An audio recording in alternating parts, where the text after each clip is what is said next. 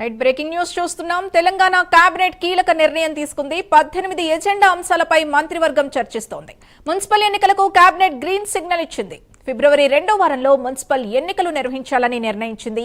జిల్లాల పునర్వ్యవస్థీకరణ కోసం రిటైర్డ్ జడ్జితో కమిషన్ వేయాలని కేబినెట్ నిర్ణయం తీసుకుంది. పొట్లాపూర్ ఎత్తిపోతల పథకానికి కేబినెట్ ఆమోదం తెలిపింది. మేడారంలో శాశ్వత భవనాల నిర్మాణాలు చేపట్టాలని మంత్రివర్గం నిర్ణయించింది.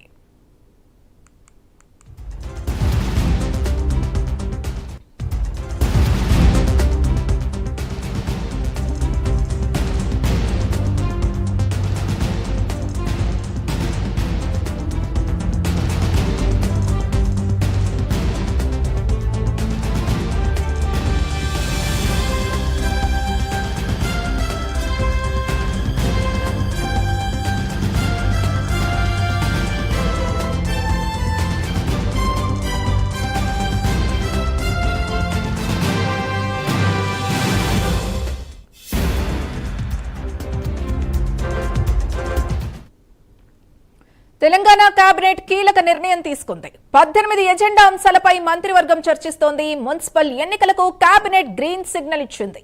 ఫిబ్రవరి 2వ వారంలో మున్సిపల్ ఎన్నికలు నిర్వహించాలని నిర్ణయించింది. జిల్లాల పునర్వ్యవస్థీకరణ కోసం రిటైర్డ్ జడ్జితో కమిషన్ వేయాలని కేబినెట్ నిర్ణయం తీసుకుంది.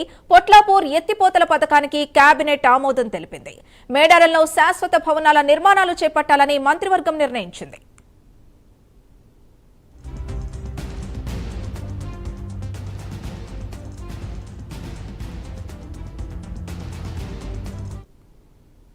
కేబినెట్ నిర్ణయాలకు సంబంధించి పూర్తి డీటెయిల్స్ మా వర్గల్ కరెస్పాండెంట్ తిరుపతి అందిస్తారు. తిరుపతి.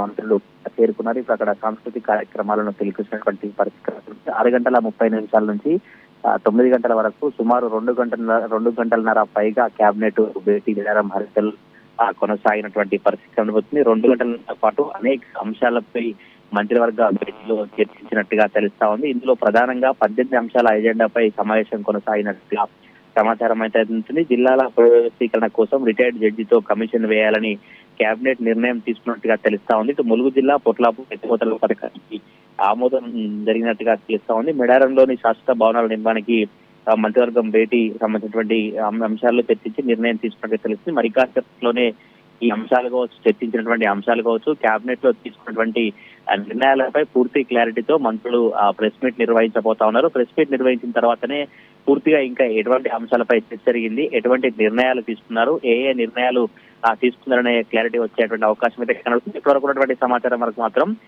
మున్సిపల్ ఎన్నికలపై కావచ్చు, ఇటు గోదావరి పుష్కరాలపై ప్రధానంగా చర్చ జరిగినట్టుగా తెలుస్తా ఉంది. మున్సిపల్ ఎన్నికలను ఫిబ్రవరి 12వ తేదీన జరపాలన్నట్టు కేబినెట్ ఆలోచన జరిపి చర్చ జరిగినట్టుగా తెలుస్తా ఉంది. ఎల్లుండి వరకు మున్సిపల్ ఎన్నికలకు సంబంధించినటువంటి నోటిఫికేషన్ వచ్చేందుకు ప్రభుత్వం సిద్ధమైనట్టుగా మనకైతే సమాచారం పొందుతున్నటువంటి పరిస్థితులు కనబడుతుంది. ఇటు జిల్లాల పునర్వ్యవస్థీకరణకు సంబంధించినటువంటి అంశం ప్రస్తుతం రాష్ట్రంలో హాట్ టాపిక్ గా మారింది. ఈ నేపథ్యంలో ఒక రిటైర్డ్ జడ్జితో కమిషన్ వేయాలని కమిటీ నిర్ణయం తీసుకుంది. ఈ కమిటీ రిటైర్డ్ జడ్జితో కమిటీ వేస్తే కమిషన్ వెంది జిల్లాలకు వెళ్లి వారి అభిప్రాయాలు కావచ్చు, మేధావులు, ఉద్యమకారులు, జిల్లాలకు సంబంధించిన స్థానికులు, నాయకులతో సమాలోచన చేసి అక్కడ ఉన్నటువంటి పరిస్థితులు కావచ్చు, అక్కడ ఉన్నటువంటి ప్రజలు ఏం కోరుకుంటున్నారు, నాయకులు ఏం కోరుకుంటున్నారు, గతంలో జిల్లాల కోసం ఉద్యమం చేసినటువంటి ఉద్యమకారులు ఏం కోరుకున్నారో పూర్తిగా ఈ కమిషన్ నిర్ణయాలు తీసుకున్న తర్వాత మళ్ళీ ప్రభుత్వానికి నివేదిక ఇచ్చిన తర్వాత ఈ జిల్లాల పునర్విభజన సంబంధించిన అంశం తెరమైకి వచ్చేటువంటి అవకాశం అయితే కనబడుతుంది. గత కొద్ది రోజులుగా తెలంగాణ రాష్ట్ర వ్యాప్తంగా జిల్లాల పునర్విభజన అంశం హాట్ టాపిక్ గా మారింది. గత ప్రభుత్వం అనేక జిల్లాలను విడదీసి అనేక జిల్లాలను పునర్విభజన చేసి చారిత్రాత్మక చరిత్ర లేకుండా అన్యాయం చేశారంటూ కూడా గత ప్రభుత్వంపై ఈ ప్రభుత్వం పెద్దలు కావచ్చు, కాంగ్రెస్ పార్టీ సంబంధించిన నాయకులు అనేక విమర్శలు,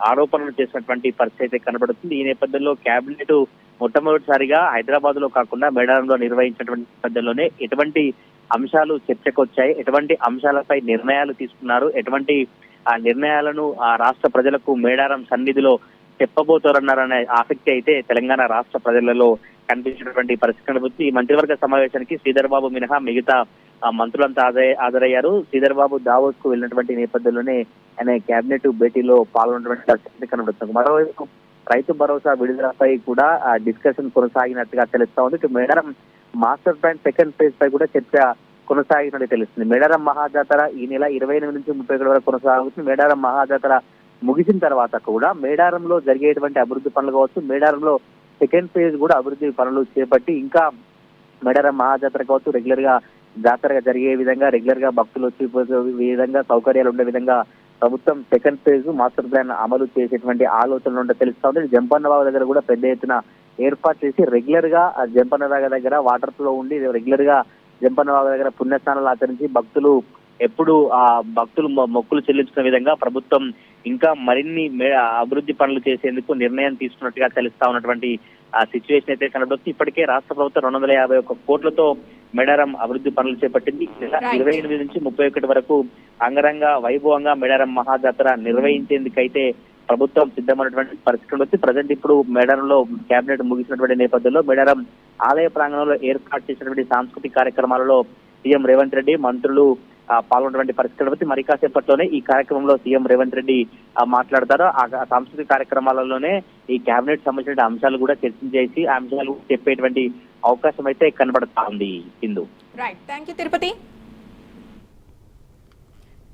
మున్సిపల్ ఎన్నికలకు కేబినెట్ గ్రీన్ సిగ్నల్ ఇచ్చినట్టు తెలుస్తోంది. ఇదే అంశానికి సంబంధించి పూర్తి డీటెయిల్స్ మా కరెస్పాండెంట్ అజీమ్ అందిస్తారు. అజీమ్, మున్సిపల్ ఎన్నికలకు తెలంగాణ కేబినెట్ గ్రీన్ సిగ్నల్ ఇచ్చింది. మనకు తెలుసు ఇప్పటికే ఏదైతే మున్సిపాలిటీలకు కార్పొరేషన్లకు అంటే తెలంగాణలో ఉన్నటువంటి 121 మున్సిపాలిటీలు 10 కార్పొరేషన్లకు ఇప్పటికే రిజర్వేషన్లను కూడా ఖరారు చేసింది ఏదైతే మున్సిపల్ శాఖ ఇప్పటికే. సో ఈ నేపథ్యంలో ఈ రోజు జరిగిన కేబినెట్ లో కూడా మున్సిపల్ ఎన్నికల నిర్వహణకు కేబినెట్ గ్రీన్ సిగ్నల్ ఇచ్చింది. ఫిబ్రవరి 2వ వారంలో మున్సిపల్ ఎన్నికలు జరగనున్నట్టు కూడా మనకు తెలుస్తుంది. సో ఓవరాల్ గా మనం చూసినట్లయితే ప్రభుత్వం మనం కూడా చెప్తూనే వచ్చాం ఖచ్చితంగా ఫిబ్రవరి 1వ వారం 2వ వారంలో కూడా మున్సిపల్ ఎన్నికలను ఏదైతే ప్రభుత్వం పూర్తి చేయనుంది ఖచ్చితంగా ఎన్నికలకు వెళ్ళనుందని చెప్పి మనం కూడా మొదటి నుంచి కూడా చెప్పుకుంటూనే వస్తాం. సో ఈ నేపథ్యంలో ఈ రోజు జరిగిన కేబినెట్ సమావేశంలో దీనిపై అయితే కీలక నిర్ణయం తీసుకున్నారు. కేబినెట్ మొత్తం కూడా మున్సిపల్ ఎన్నికలకు వెళ్ళడానికి సిద్ధమయ్యారు. సో ఇప్పటికే ఈ ఖరారు చేసినటువంటి రిజర్వేషన్లు అలాగే మున్సిపాలిటీలకు సంబంధించినటువంటి వార్డులు, కార్పొరేషన్లకు సంబంధించినటువంటి డివిజన్లకు సంబంధించినటువంటి ఏదైతే రిజర్వేషన్లు ఉన్నాయో అవి కూడా మున్సిపల్ శాఖ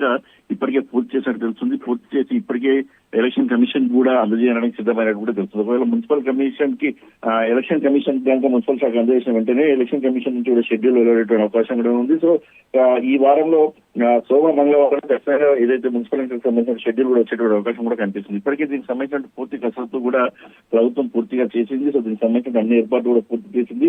అలాగే పార్టీ పరంగా కూడా ఏదైతే అక్కడి మున్సిపల్ ఎన్నికలు కూడా సిద్ధమైంది. గతంలో జరిగిన స్థానిక సంస్థల ఎన్నికల్లో, సర్పంచ్ ఎన్నికల్లో కాంగ్రెస్ పార్టీ ప్రభుత్వంలో ఉంది, ఎన్ని సీట్లు తెలుసు. సో దీనికంటే కూడా ఎక్కువ స్థానాలు సాధించడానికి కూడా కాంగ్రెస్ పార్టీ పూర్తిగా కసరత్తు చేసింది. మొత్తానికి కేబినెట్ లో అయితే దీనికి సంబంధించిన గ్రీన్ సిగ్నల్ దొరికింది. ఫిబ్రవరి 2వ వారంలో మున్సిపల్ ఎన్నికలు జరగనున్నట్టు కూడా మాకు పూర్తిగా తెలుస్తుంది. మరి ఈ మున్సిపల్ ఎన్నికల కోసం అన్ని రాజకీయ పార్టీలు కూడా ఇప్పటికే ఆయా పార్టీల వారీగా కూడా వ్యూహాత్మకంగా వెళ్ళాలి, అభ్యర్థులు ఎంపిక ఎలా చేయాలి, ఎలా ముందుకు వెళ్ళాలి అంటే ఇప్పటికే సమావేశాలు కూడా ఏర్పాటు చేస్తున్నాయి. సో మరోసారి తెలంగాణలో ఎన్నికల మొదలున్నట్టయితే చాలా స్పష్టంగా మనకు తెలుస్తుంది. ఫిబ్రవరి 2వ వారంలో ఈ ఎన్నికలు జరగనున్నట్టు కూడా మనకు తెలుస్తుంది.